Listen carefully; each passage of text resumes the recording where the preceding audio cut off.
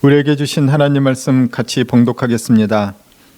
요셉이 그의 아버지의 가족과 함께 애굽에 거주하며 하여 110세를 살며 에브라임의 자손 3대를 보았으며 므낫세 아들 마길의 아들들도 요셉의 스라에서 양육되었더라. 요셉이 그의 형제들에게 이르되 나는 죽을 것이나 하나님이 당신들을 돌보시고 당신들을 이 땅에서 인도하여 내사 아브람과 이삭과 야곱에게 맹세하신 땅에 이르게 하시리라 하고, 요셉이 또 이스라엘 자손에게 맹세시켜 이르기를 하나님이 반드시 당신들을 돌보시리니 당신들은 여기서 내 해골을 메고 올라가겠다 하라 하였더라. 요셉이 110세의 죽음에 그들이 그의 몸에 향재료를 넣고 애굽에서 입관하였더라. 아멘. 여러분, 이번 설 명절에 가족들 잘 모이셨습니까? 5인 이상 모이기가 금지가 되어서 아마 모이기가 힘들었을 것입니다. 그러면 혹시 성묘는 하셨나요? 어디 가서 하셨나요? 우리의 성묘의 장소가 미국이나 일본 이런 곳이라면은 참 성묘하기가 힘들었을 것입니다. 그러나 이 나라 이 강산에 우리의 조상들의 묘지 또 유적지가 있어서 우리는 그곳들을 다닐 수가 있는 것이죠. 조국이란 무엇입니까? 조국이란 조상들이 물려준 나라라는 뜻입니다. 우리의 조상들이 이 나라를 발전시켜 왔고 때로는 목숨을 바치면서까지도 이 나라를 지켜온 것이 바로 조국인 것이죠. 우리 조상들이 후손들을 위해서 이룩하고 또 지켜온 나라라는 것입니다. 때문에 이 나라의 곳곳에는 우리 조상들의 흔적들이 남아 있습니다. 유적들이 남아 있고요. 산천의 곳곳을 보면서 이곳이 어떤 현장인지를 우리는 알 수 있습니다. 우리는 그런 것들을 통해서 한국인은 어떤 존재인가 하는 이 한국인에 대한 정체성을 알 수가 있고, 또한 이 나라를 발전시켜 나오고 또 지켜주셨던 조상들에 대해서 감사할 수가 있는 것이죠. 우리에게는 바로 이런 조국이 있습니다. 이스라엘 민족도 마찬가지죠. 그들에게 조국은 이스라엘입니다. 이 이스라엘의 시작은 누구냐면 바로 아브라함이죠. 하나님의 계획은 아브라함을 통해서 모든 민족을 구원시키는 것이었습니다. 그래서 하나님은 먼저 아브라함을 선택하시고 아브라함의 후손들인 믿음의 민족인 이스라엘을 선택하셨고 그곳 가운데서 예수 그리스도가 나게 하셨습니다. 이 예수 그리스도를 통해서 인류를 위한 희생의 제물, 십자가 죽음을 통해서 모든 인류가 예수를 믿고 하나님의 자녀, 죄사함 받고 의롭게 되는 구원이 일어나도록 하여 주셨습니다. 이것이 바로 복음이고 이것이 바로 하나님의 은혜인 것이죠. 자, 그래서 이스라엘 민족도 이 땅에 있는 민족이었고 이 땅에 있는 나라였는데 하나님은 아브라함을 선택하셨습니다. 그들의 조상이죠. 믿음의 조상이라고 할 때는 아브라함, 그리고 아브라함의 아들인 이삭, 또 이삭의 아들인 야곱, 이 세 사람을 믿음의 조상이라고 얘기합니다.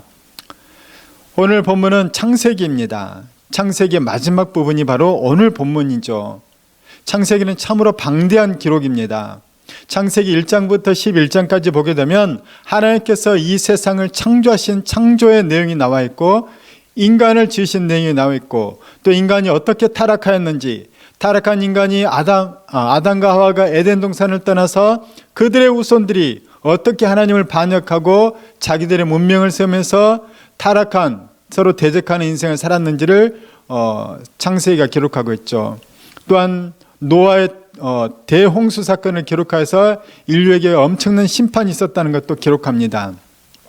이런 내용이 바로 타락한 인류의 이 적나라한 현실이 창세기 1장부터 11장까지 나와 있습니다. 이제 하나님의 구원의 계획이 본격적으로 시작되는 것이 바로 아브라함을 부르신 사건이죠. 그 내용이 바로 창세기 12장입니다. 창세기 12장부터 50장까지 아주 방대하죠. 창세기 거의 5분의 4입니다. 이 5분의 4 내용 동안에 누가 기록되어 있냐면 하나님이 선택한 믿음의 조상들과의 관계에서 하나님이 어떻게 행하셨는지, 하나님이 어떤 분이신지, 믿음의 사람들은 어떻게 살아가야 되는지에 대해서 기록이 나와 있죠. 그것이 바로 창세기의 12장부터 50장까지 내용입니다. 거기에 나오는 아브라함이 있고 아브라함의 아들인 이삭이 있고 이삭의 아들인 야곱이 있습니다. 그리고 야곱의 12아들이 있죠. 그 12아들이 이스라엘의 12지파입니다. 그런데 그 12아들 중에서 가장 탁월했던 뛰어났던 아들이 바로 누구냐면 11번째 아들인 요셉인 것이죠. 오늘은 이 요셉의 죽음, 요셉의 마지막 유언을 남기는 장면으로 창세기가 끝납니다. 바로 오늘 본문인 것이죠. 요셉은 죽으면서 유족들에게 유언을 남깁니다. 그의 유언은 이스라엘 후손들, 이스라엘 민족들을 향한 유언이기도 한 것이죠. 자, 요셉이 하는 말을 한번 들어보도록 하겠습니다. 오늘 24절 말씀입니다. 요셉이 그의 형제들에게 이르되 나는 죽을 것이나 하나님이 당신들을 돌보시고 당신들을 이 땅에서 인도하여 내사 아브람과 이삭과 야곱에게 맹세하신 땅에 이르게 하시리라 하고, 맹세하신 땅이라는 것은 가나안 땅이라는 것입니다. 지금 현재 요셉은 이집트의 총리의 전직 총리로서 이제 죽음을 맞고 있어요. 아주 고위직으로 죽고 있죠. 요셉은 현재 이집트 땅에서 죽습니다. 하지만 요셉은 무엇을 믿느냐면 우리 민족은 장차 하나님이 약속하신 가나안 땅으로 들어가게 될 거라는 것입니다. 장차 가나안 땅에 들어갈 것인데 여러분이 가나안 땅에 들어갈 때에는 하나님의 돌보심이 있을 것이다. 들어가기 전에도 돌보심이 있을 거고 들어가는 그 과정 가운데도 하나님의 돌보심이 있을 거라는 거예요. 자, 이 돌보심이라는 단어를 우리가 원어를 보면 좀 더 명확하게 알 수가 있습니다. 돌보심이라는 말은 히브리어로 파카드라는 단어입니다. 이 단어의 사전적인 의미는 뭐냐면 방문하다는 의미인 거예요. 한밤중에 우리 가정 가운데 자고 있는데 현관문에서 딸그락거리는 소리가 나는 거예요. 이게 심상치 않아요. 누군가 우리 집 현관문을 따고 있는 거죠. 도둑이 들었나? 그래서 경찰에 신고를 합니다. 그랬더니 경찰이 5분 만에 도착을 해서 우리 집을 방문한 거예요. 우리를 도와주려고. 이것이 바로 파카드인 거예요. 우리 집 냉장고가 고장내서 음식이 다 이제 상해가는 거예요. 그를 위기에 처했어요. 그래서 얼른 서비스 센터에 전화를 했더니 냉장고를 수리하려고 수리기사가 방문한 거예요. 우리를 도와주려고 방문하는 것, 이것이 바로 파카드라는 것입니다. 하나님께서 돌보신다는 것은 파카드라는 거예요. 이스라엘 후손들이요, 여러분에게 하나님께서 방문하실 거라는 거예요. 여러분에게 도움이 필요할 때 하나님이 오셔서 여러분을 도와주실 거라는 거죠. 이것이 바로 요셉의 유언이었어요. 하나님은 여러분을 파카드하셔서 방문하셔서 돌보실 거다. 개입하여 주실 것이다. 하나님이 도와주실 것이다. 여러분을 도와서 장차 이 애굽 땅으로부터 가나안 땅으로 인도해 주실 거라는 거예요. 요셉이 유언을 하죠. 그때 꼭 내 해골도 같이 가져가서 내 해골, 내 유골을 가나안 땅에 안치시켜 달라는 것입니다. 이 오늘 내용이 바로 이 본문이 이 내용인 것이죠. 요셉은 어떻게 해서 이렇게 하나님께서 반드시 방치하지 않고 방문해서 도와주신다, 파카드해 주신다, 분명히 우리 인생 가운데 어떤 선한, 강력한 선한 개입을 해 주실 거라는 것을 확신하고 있었을까요? 그런데 우리가 창세기를 좀 읽어본 사람은 알겠지만 이 요셉의 인생을 보게 되면 그의 젊은 시절을 보면 특별히 하나님께서 정말 요셉의 인생 가운데 개입해 주셨나 하는 어떤 의구심이 들 수가 있습니다. 요셉의 인생을 보면 요셉이 지독한 고초를 당하고 있을 때 하나님께서 그 순간에 잠잠하신다는 거예요. 하나님께서 요셉이 너무 힘든 고초를 당할 때 아무 일도 행하지 않는 것처럼 보인다는 것입니다. 요셉이 형들에게 미움을 받아서 그 죽음의 구덩이에 던져주는 순간 하나님은 아무런 개입을 하지 않으셔요. 요셉을 죽이려고 모의를 하고 장사꾼에 팔려고 모의를 할 때 하나님께서 짠 나타나셔서 얘들아 사이좋게 지내라, 그러면 얼마나 좋아요. 그런데 하나님은 그때 나타나지 않으시거든요. 요셉이 마침내 노예 상인에게 팔려가서 이집트의 그 보디발 장군, 왕의 시위대장 장군의 집에 팔려갑니다. 그 노예를 고르고 있는 그 순간에 팔려가는 그 과정 가운데 요셉을 중간에 쇠사슬을 끊고 탈출시켜 주지 않아요. 팔려가게 하고 보디발의 집에 가서 노예살이를 하게 합니다. 몇 년 동안, 수년 동안 노예살이 하는데 하나님은 그를 구출해 주지 않아요. 파카드 도와주지 않는 것처럼 보인다는 거예요. 심지어는 더 심한 일이 생겼어요. 그 신실하게 믿음 생활하는 요셉이 성적 순결을 지키기 위해서 그 보디발의 부인이, 보디발 장군의 부인이 성적으로 유혹을 합니다. 요셉아, 나와 함께 잠자리를 갖자. 그러나 요셉은 자기 겉옷을 뿌리치고 그 자리를 도망갔죠. 그 부인이 아주 화가 단단히 났습니다. 소리를 지르죠. 요셉, 저놈이 나를 겁탈하려고 했다. 저놈은 강간범이라는 거예요. 요셉은 그 억울한 누명을 썼을 때 하나님이 나타나시지 않아요. 요셉은 무죄입니다. 요셉은 죄를 짓지 않았다. 하나님은 그런 증언을 하나도 해주지 않는 거예요.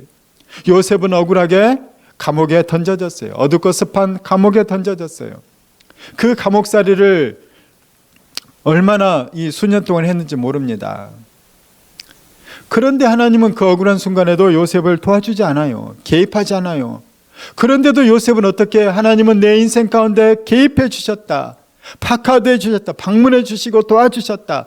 그러니 나를 도와주시고 방문해 주신 하나님이시니 너희들에게도, 너희들이 믿음으로 살기만 하면 반드시 파카드 방문해 주시고 도와주셔서 이 애굽 땅으로부터 가나안 땅까지 인도하실 하나님을 너희들은 반드시 믿고 가나안에 가게 될 것이고, 가게 되면 내 해골을 꼭 가지고 가라. 너희들은 꼭 그 하나님을 의지하라는 거예요. 이 말은 사실 요셉의 인생 가운데서 요셉이 경험했기 때문에 하는 말입니다. 우리는 상황을 바꿔줘야만이 하나님이 우리를 개입해 주셨다고 생각합니다. 상황을 바꿔줘야만이, 문제를 해결해 주셔야만이 하나님 나를 돌보셨다고 오해를 한다는 것입니다. 그런데 성경의 기록은 그렇지 않아요. 성경적인 하나님의 개입은, 하나님의 파카드는 무엇인지 근거가 되는 구절들이 있습니다. 창세기 39장 1절과 2절입니다. 요셉이 이끌려 애굽에 내려가매 바로의 신하 친위대장 애굽 사람 보디발이 그를 그리로 데려간 이스마엘 사람의 손에서 요셉을 산이라. 여호와께서 요셉과 함께 하심으로 그가 형통한 자가 되어 그의 주인 애굽 사람의 집에 있으니, 하나님께서는 노예살이로, 노예 상태로 팔려간 요셉을 구출해 주는 것이 아니에요. 상황을 당장 변화시켜 주지 않습니다. 노예인 상태 그대로 두시면서 하나님은 노예인 요셉과 함께 하신다는 거예요. 그리고 노예 생활하는 요셉에게 하는 일마다 형통하도록 하나님 뭔가 개입해 주시고 도와주신다는 거예요.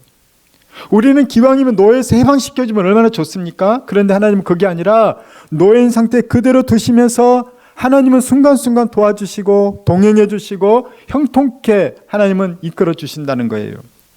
이게 참 애매한 일입니다. 이게 참 힘든 일이죠. 견디기 힘든 일일 수도 있어요. 이건 참 하나님이 살아계신다고도 할 수 없고 안 살아계신다고 할 수도 없는 거예요. 그렇지 않습니까? 우리 인생에 큰 문제가 생겼어요. 정말 감당할 수 없는 큰 문제가 생겼어요.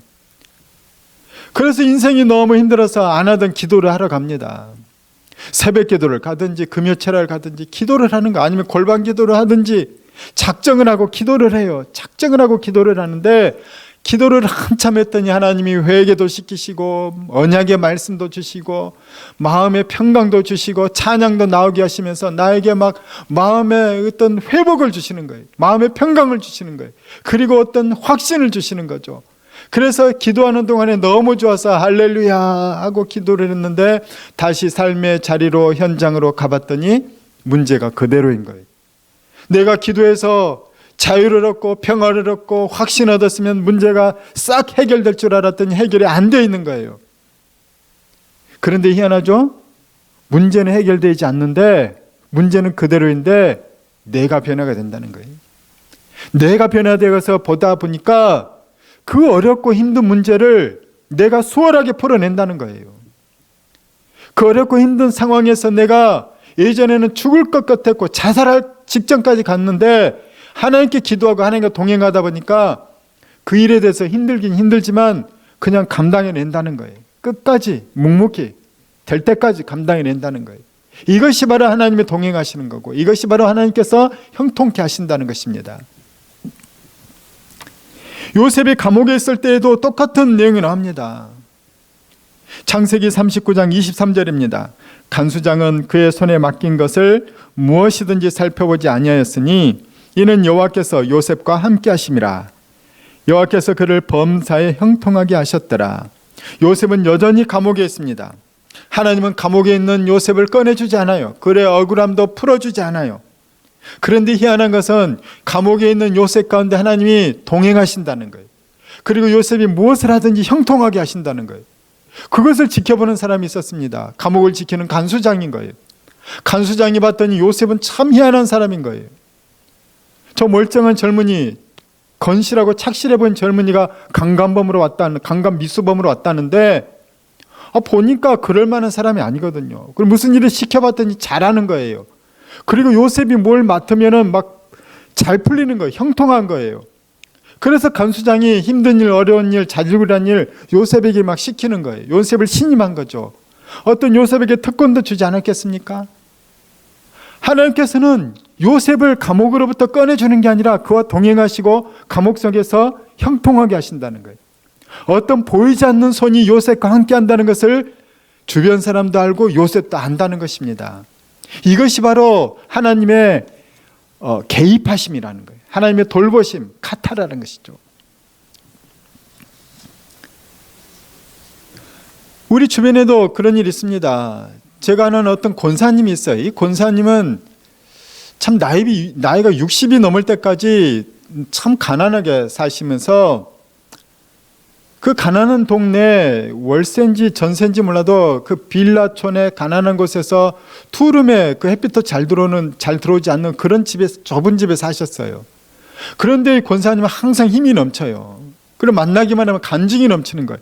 하나님께서 이번에 우리 남편에게 어떤 놀라운 일을 행하셨는지, 하나님께서 이번에 우리 가정에 어떤 놀라운 일을, 또 하나님께서 우리 자녀들에게 어떤 일을 행하셨는지, 우리 딸들, 아들, 또 딸, 하나님 우리 딸들을 어떻게 결혼시켰는지, 정말 가난하고 아무것도 없는데 딸들이 자기 힘으로 결혼하고 정말 좋은 집에, 믿음의 가정에 들어가서 어떻게 얼마나 사랑받고 있고, 또 하나님께서 본인이 암에 걸렸음에도 불구하고 어떻게 그것이 보험금을 타게 하고 밀린 빚도 갚게 하시고 병도 낫게 하시고, 하나님께서 나중에는 이제 하다 안 돼서 이제 조그만 집을 하나, 서울 외곽에 사셨는 집을 하나 구입했는데 그것이 재개발 집이었고, 그 다음에 그것이 이제 그냥 요즘 집값 때문에 고민이 많은데 어쨌든 그 권사님은 그 조그만 집 하나 산 게 재정적으로도 큰 복이 되었다는 거예요. 이 권사님은 건강이든 가정이든 자녀든 경제적인 문제든 그냥 늘 힘들고 문제가 당장 풀리지 않았어요. 남편도 일이 있으면 일하고 없으면 못하는 그런 일인 거예요. 그런데 하나님께서 그 가정 가운데 늘 시시때때로 은혜를 베풀어 주셨다는 거예요. 이분이 얼마나 기도의 사람인지 몰라요. 금요칠화 때만 울면서 기도하시는 분이거든요. 새벽에도 울면서 부르짖으면서 기도하는 분이에요. 그러니까 이분은 아는 거예요. 하나님께서 우리 가정 가운데 개입하신 걸 안 거예요. 돌보신 걸 안 거예요. 주변 사람들도 아는 것이죠. 그러니까 이분은 늘 확신 있게 주변 사람이 얘기해요. 하나님은 살아계십니다. 여러분 예수 잘 믿어야 돼요. 여러분 기도하세요. 하나님 응답하세요. 개입해 주시는 거예요. 얼마나 확신이 강한지 몰라요. 그래서 이분을 만나면 참 은혜가 넘칩니다. 확신이 더 커지는 것이죠. 이게 바로 요셉과 같은 형통함이 아닌가 싶어요. 당장의 문제를 확 해결해 주지 않아요. 집을 사는데도 수십 년 걸렸습니다. 자녀들도 성장 과정 가운데 얼마나 속썩이고 문제가 많았는지 몰라요. 그런데 갈수록 하나님께서 하나하나 풀어주시는 거예요. 그 힘든 가정 가운데 하나님이 동행해 주시는 거예요. 암에 걸렸지만 또 수술도 받게 하셨지만 하나님이 하나하나 해결해 주시는 거예요. 이게 형통함이라는 것입니다. 인생의 문제가 한 번에 풀리지 않습니다. 하나님은 뭘 원하시냐면 우리 문제가 한 번에 확 순식간에 해결되어서 순식간에 나자위 얻는 이것을 원하는 게 아니라, 하나님은 문제가 생겼을지라도 문제보다 더 크신 하나님이 우리에게 그 문제 해결보다 더 큰 축복을 주기를 원하는 거예요. 뭐냐? 하나님과 동행하는 축복인 거예요. 이거는 문제가 해결되는 것보다 훨씬 큰 축복입니다. 이것은 우리가 돈을 많이 버는 것보다 훨씬 큰 축복입니다. 이것은 우리가 건강해지는 것보다 훨씬 큰 축복입니다. 하나님이 우리와 동행하시는 것, 이거보다 큰 축복이 없다는 것이에요. 하나님은 그거를 우리에게 맛보고 누리도록 하기 위해서 문제를 당장 해결해 주는 게 아니라 계속 기도하게 하고 계속 간구하게 하고, 하나님이 얼마나 섬세하게 도우시는지, 하나님이 얼마나 하나하나 차근차근 형통케 하시는지 우리에게 이것을 경험하게 하시는 거예요. 다윗은 이것을 10년 이상, 수십 년 동안 이 고난과 고초 가운데 하나님과 동행했어요. 요셉도 마찬가지예요. 수많은 믿음의 사람들, 문제가 당장 해결된 줄 아십니까? 아닙니다. 수년 동안, 십수년 동안, 몇십 년 동안, 어떤 문제들은 평생 동안 가지고 씨름하는 거예요. 그런데 나중에 무슨 고백하냐면, 내가 그 문제 때문에 하나님께 매달렸고 엎드렸고 하나님을 붙잡았다는 거예요. 그래서 그 문제가 나에게 축복이 되었다는 것입니다. 요셉이 바로 그것 때문에 그의 후손들, 유족들에게 유언할 수가 있었던 거예요. 하나님이 여러분에게 돌보실 것이라는 거예요. 하나님이 여러분에게 파카드 하실 거라는 거예요. 개입해 주실 거라는 거예요. 요셉이 어떻게 그렇게 확신이 있었을까요? 자기 인생 동안에 하나님이 그렇게 해주셨기 때문이라는 것입니다.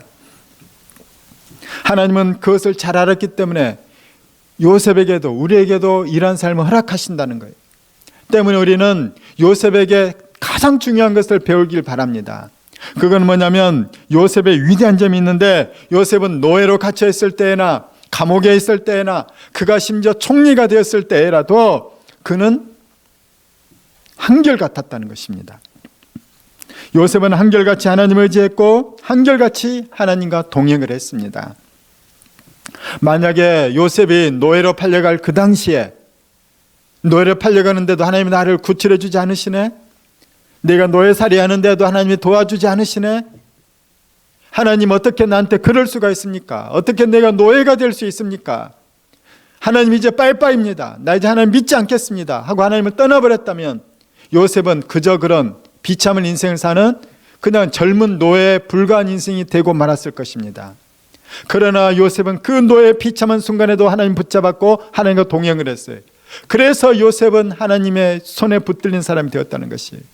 요셉이 만약에 보디발의 아내가 억울한 강간범의 누명을 씌웠을 때, 감옥에 던져졌을 때, 하나님 내가 믿음으로 살려고 순결을 지키려고 했는데 어떻게 나한테 이럴 수가 있습니까?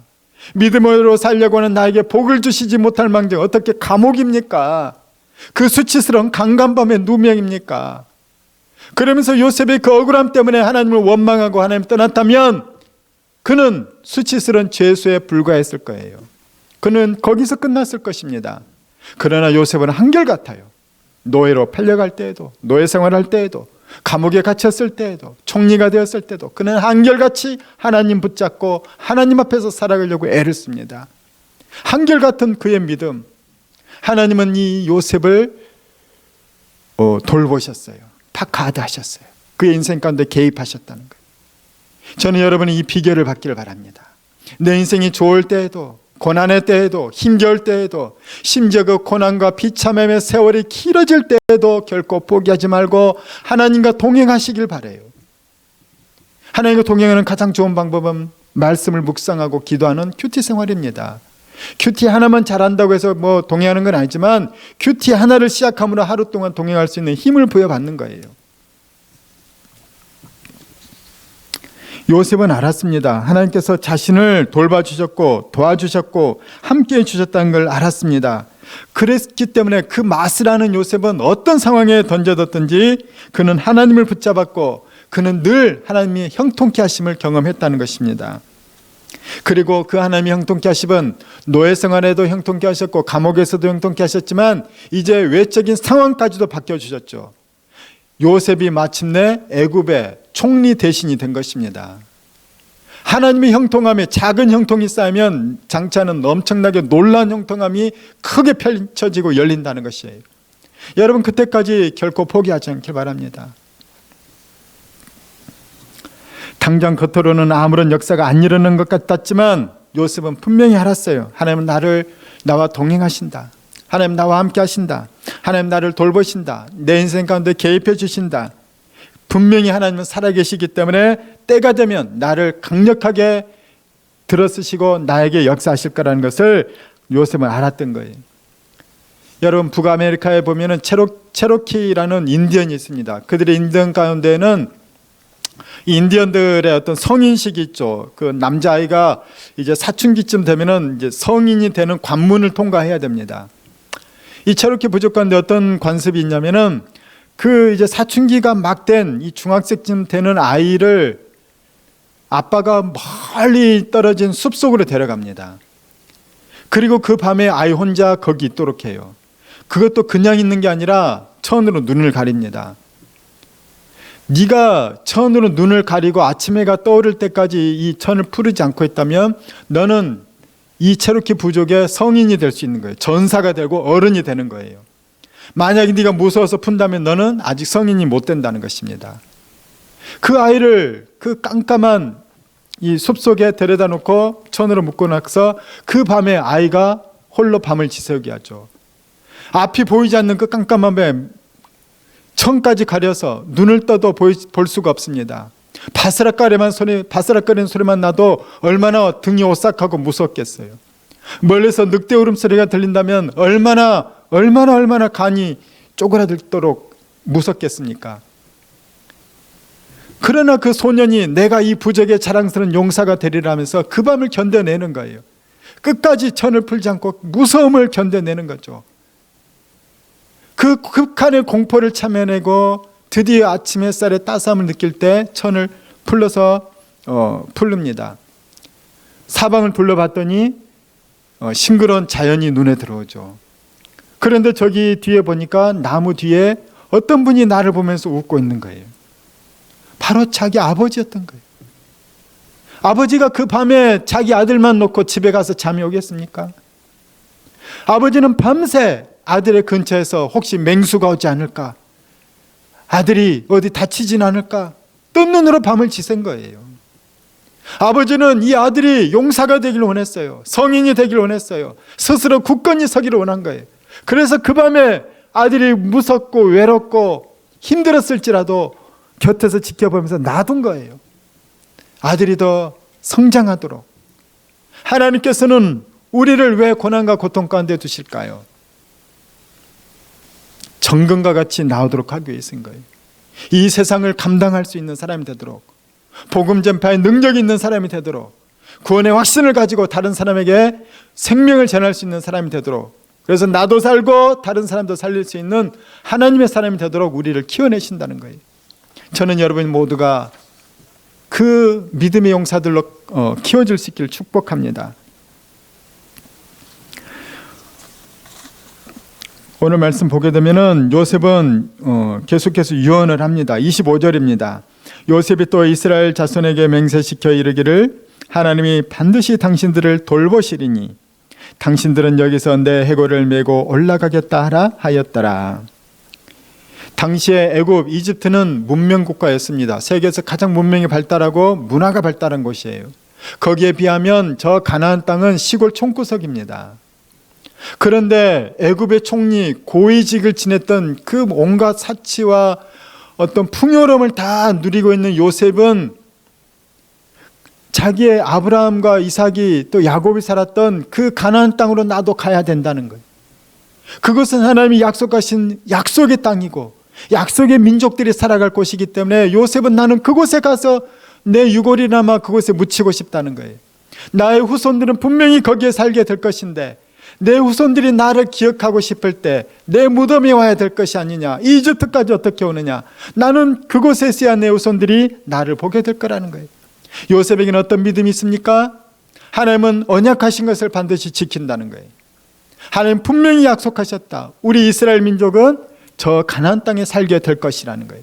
반드시 가나안 땅에 우리 민족을 끌고 하나님께서 이끌어 인도하셔서 데리고 갈 거기 때문에 그때 너희들은 나를 꼭 나의 해골이라도 가나안 땅에 데리고 가서 그곳에 안치시켜 다오. 이것이 바로 요셉의 유언이었던 것이에요. 요셉에게는 어떤 믿음이 있습니까? 하나님께서 개입해 주신다는 믿음이 있습니다. 그리고 또 하나는 뭐냐? 하나님 반드시 하나님의 언약을 성취하신다는 믿음이죠. 그 언약의 성취 가운데는 뭐냐면 이스라엘 민족의 이동은 이거는 이제 민족과 민족의 어떤 국가의 차원의 이 역사거든요.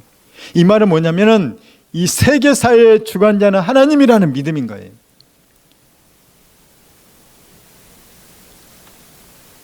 이 역사의 주관자, 통치자는 바로 하나님이라는 믿음인 것이죠. 하나님이 통치하신다. 하나님이 이끄실 것이다. 이 이집트가 아무리 강대해도 하나님이 역사하실 거고 하나님이 이끌어 주셔서 우리 민족은 반드시 애굽 땅에 들어가게 될 것이라는 거예요. 요셉의 믿음은 바로 그런 믿음인 거예요. 역사의 통치자, 주관자는 하나님이시다. 세상의 창조주도 하나님이시다. 인류의 구원자도 하나님이시다. 인류의 심판자도 하나님이시다. 모든 것의 역사의 주관자는 바로 하나님이시라는 거예요. 이것이 바로 요셉의 믿음이었던 거죠. 요셉은 지금 그 믿음을 이스라엘의 자손들에게, 유족들에게 지금 이것을 전해주고 있는 거예요. 여러분, 이 믿음으로 사십시오. 하나님이 개입해 주십니다. 하나님 인류의 역사의 주관자이십니다. 이 하나님 끝까지 믿고 사시길 바랍니다. 그러면 하나님 여러분에게 개입해 주실 것이고, 나의 인생처럼 동행해 주실 거고, 나의 인생처럼 하나님이 형통하게 해 주실 것입니다. 요셉은 바로 이것을 전해주고 있는 거예요. 요셉의 소망은 무엇일까요? 요셉의 소망은 애굽의 풍요로움이 아닌 거예요. 요셉의 소망은 자기 민족이 애굽에서 잘 되는 게 아닌 거예요. 요셉의 소망은 믿음의 사람으로 사는 것, 믿음의 사람으로 죽는 거예요. 자기 후손들도 믿음의 사람들로 사는 거예요. 하나님이 약속하신 그 가나안 땅에서, 그곳에서 믿음의 민족, 믿음의 나라를 이루어서 하나님의 나라를 그 가운데서 이루고 살기를 원한 것이죠. 요셉의 유일한 소망은 하나님이었던 거예요. 하나님, 나의 소망은 하나님인 거예요. 그래서 하나님의 민족들이 사는, 하나님의 후손들이 사는 이스라엘 땅에 내 뼈라도 묻히고 싶습니다. 내가 가야 될 곳은 가나안 땅입니다. 내 육신이 갈 곳은 가나안 땅입니다. 왜냐? 그것은 언약의 땅이고 믿음의 땅이기 때문입니다. 이 말은 내 영혼이 가야 될 곳도 있다는 거예요. 내 영혼이 가야 될 것은 믿음의 장소고 언약의 장소인 천국이라는 거예요. 하나님의 나라라는 거예요. 죽어서 내 육신은 가나안 땅에 가고, 죽어서 내 영혼의 본향인 하나님의 나라에 들어가기를 소망한다는 거예요. 이것이 바로 요셉의 소망이었던 것입니다. 우리에게 이 소망이 사라지지 않기를 원합니다. 이것이 요셉의 일생이었고 요셉의 마지막이었습니다. 요셉은 죽으면서도 자기의 유족들에게, 후손들에게 이 메시지를 전하고 있는 것이에요. 평생 이 믿음을 간직하고 살았던 요셉은 살아있는 동안에는 하나님과 동행하였고 또한 형통하는 복을 누렸던 것입니다. 그리고 지금도 하나님의 나라에서 그 소망을 이룬 채 하나님과 함께하는 그 축복을, 영혼의 축복을 누리고 있는 것이죠. 우리가 믿음의 사람들로서 이 요셉으로부터 이 메시지를 받고 평생 동안 한결같이 변함없는 믿음의 사람이 되기를 주의 이름으로 축원합니다.